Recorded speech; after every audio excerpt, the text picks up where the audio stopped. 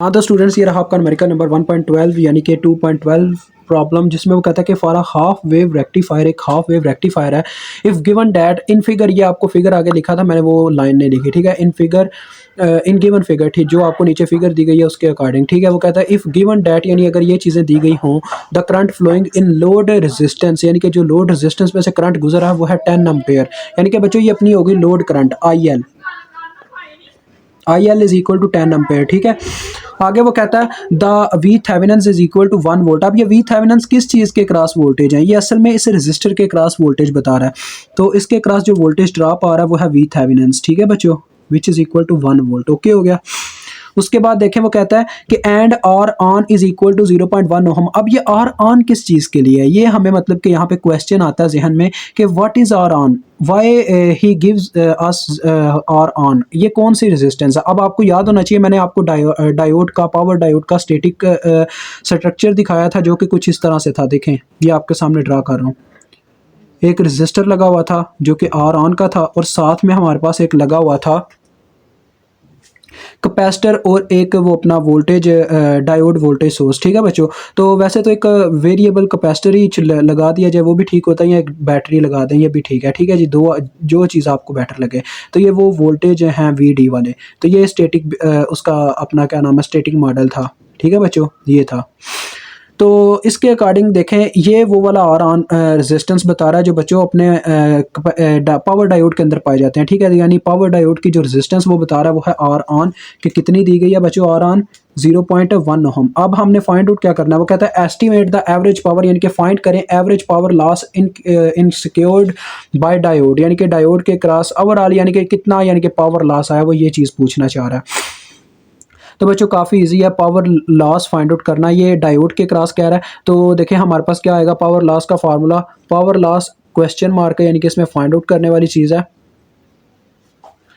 तो सिंपल है काफ़ी बच्चों। हमने ना असल में ये जो वी थेवेनिन्स है ना, ये हम कभी कभार ये भी कहते हैं कि जब डायोड को ऑन करना होता है ना, तब यहाँ पे भी वी थेवेनिन्स वोल्ट तक का क्या आता है, यहाँ पे हमें वोल्ट का लॉस आता है। तो ये वोल्टेज यहाँ पे एक तो ये पावर लॉस आ गया, यानी कि वी थेवेनिन्स वाला, और दूसरा लॉस अपने पास एक और होगा, टेंशन नहीं है, अभी जब करते हैं आपको समझ में आता है। देखें फर्स्ट ऑफ ऑल बच्चों गौर से देखिएगा कि आपके सामने मैं करूंगा, ये जो वी थेवेनिन्स है ना वोल्टेज, ये इस डायोड के क्रॉस होते हैं, ठीक है जी। ये यहाँ पे मैंने मेंशन किया क्योंकि कभी कभार हम रेजिस्टर के क्रॉस कंसिडर कर लेते हैं, तो लेकिन वी थेवेनिन्स वो वाले वोल्टेज हैं जो थर्मल वोल्टेज कहलाते हैं, जो हमें एक डायोड को फॉरवर्ड बायस रीजन में ले जाने के लिए यहाँ पे ड्रॉप करने होते हैं, ठीक है, डायोड के क्रॉस। तो ये वो वाले वोल्टेज हैं।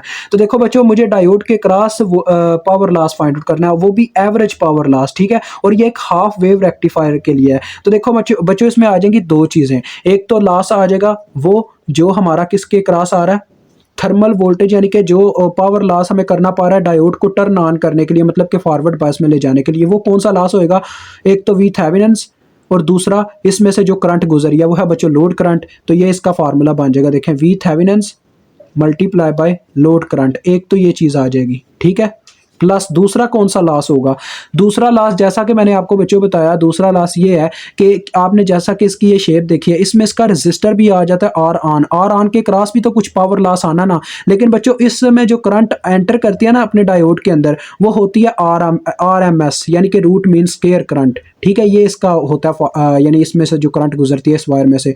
तो ये जो रूट मीन स्क्वायर करंट होगी, आपको पता है पावर के तीन फार्मूले होते हैं, एक होता है वी आई, एक होता है वी स्क्वायर ओवर आर, और एक होता है अपने पास आई स्क्वायर आर, ठीक है। इन तीनों फार्मूलाज का इस्तेमाल करना होता है। अब हम आई स्क्वायर आर का कर सकते हैं, देखें आई आर एम एस का square multiply by R on, ये फार्मूला आ गया हमारे पास है डायोड के cross power loss find out करने का, ठीक है जी। अब देखें ये दोनों चीज़ें आपको पता हैं, लेकिन अभी आप ये चीज़ नहीं जानते कि आई एल तो इसलिए आया क्योंकि बच्चों देखो आई एल मीन्स ये 10 एम्पीयर करंट है, ये डायोड में से गुजरी है, ये तो हमें पता चलता है, लेकिन रूट मीन स्क्वायर करंट कितना गुजरा अपने इस डायोड में से। अब देखो उसने बोला कि हाफ वेव रेक्टिफायर है, हाफ वेव रेक्टिफायर का ये मतलब होता है यानी कि ये जब आउटपुट देता है, ये देखें मैं आपको आउटपुट यहाँ पे ड्रा करके देने लगूँ। अब होता गया बच्चों, जरा देखें इनपुट में इसको पूरा एक साइनोसाइडल का साइकिल मिला, यानी कि इस तरह से देखें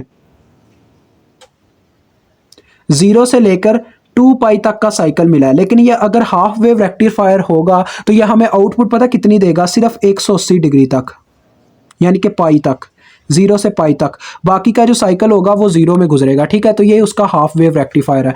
तो इसका मतलब यानी कि इसकी जो आरएमएस वैल्यू है उसमें आप देखते हैं, आरएमएस वैल्यू से पहले हम एक चीज़ चेक करेंगे। देखें, एक चीज़ जो मैं कहना चाह रहा हूँ, क्या चीज़ चेक करेंगे, वो है मीन वैल्यू, आई मीन। पहले हम मीन वैल्यू निकाल लेंगे करंट की, ठीक है। वो पता है किसके बराबर होती है बच्चों? लोड करंट के, ठीक है। अगर तो आपके डायोड में से डायरेक्ट लोड करंट गुजरी है फिर तो वो डायरेक्ट लोड करंट के ही बराबर होगी। तो लिहाजा जो मीन करंट है वो लोड करंट के बराबर है, जो कि 10 एम्पेयर है। अब हम क्या करते हैं, आरएमएस वैल्यू का फार्मूला यहाँ पे लगाते हैं। आरएमएस वैल्यू का फार्मूला होता है करंट आरएमएस वैल्यू का, मीन करंट,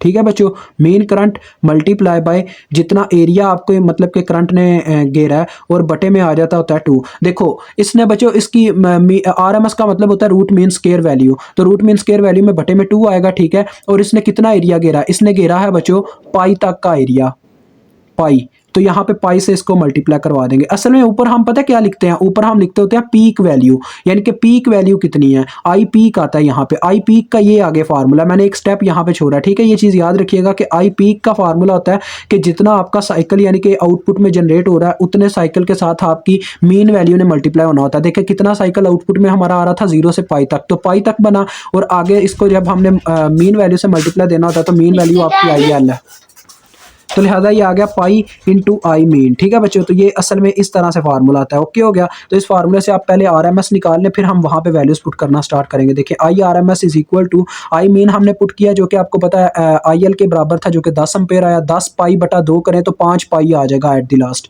तो ये आपको फाइंड आउट हो गया। आप पुट करें, पावर लॉसेस फाइंड आउट कर लें, P loss is equal to बच्चों देखो वी थेवेनिन आपके पास कितना है, वी थेवेनिन आपको दिया गया है 1 वोल्ट, जो कि आपको डायोड को टर्न ऑन करने के लिए पावर का लॉस आया, और साथ में करंट है, करंट आपके पास 10 है, तो ये ऐसे आ गया, plus into I R M S का square, I R M S आपके पास 5 पाई, तो 5 पाई का स्केयर आ गया, ठीक है बच्चों। मल्टीप्लाई विद आर ऑन की वैल्यू देखें 0.1 है। अब इसको ओवरऑल आप कैलकुलेटर पर हल कर लें तो देखते हैं क्या आंसर आता है। तो बच्चों ये मेरे पास आंसर आ रहा है 34.67 वाट। तो इतना पावर का लॉस आया है हमारे पास इस डायोड के क्रॉस, ठीक है। तो यहाँ पे ये डन होता है, मुझे उम्मीद आपको समझ आ गई होगी। इस डायोड के क्रॉस इतना हमारे पास पावर लॉस आता है। तो ये चीज़ याद रखिएगा, इसमें किसी रजिस्टर का पावर लॉस नहीं ऐड किया गया, ये ओनली एंड ओनली सिर्फ डायोड का पावर लॉस था कि डायोड कितना पावर लॉस कर रहा है यहाँ पे, ठीक है जी। तो अभी मुझे इजाज़त दें, इंशाल्लाह नेक्स्ट न्यूमेरिकल करेंगे तो आपको इसकी मज़ीद समझ आ जाएगी। तो खुदा हाफिज़।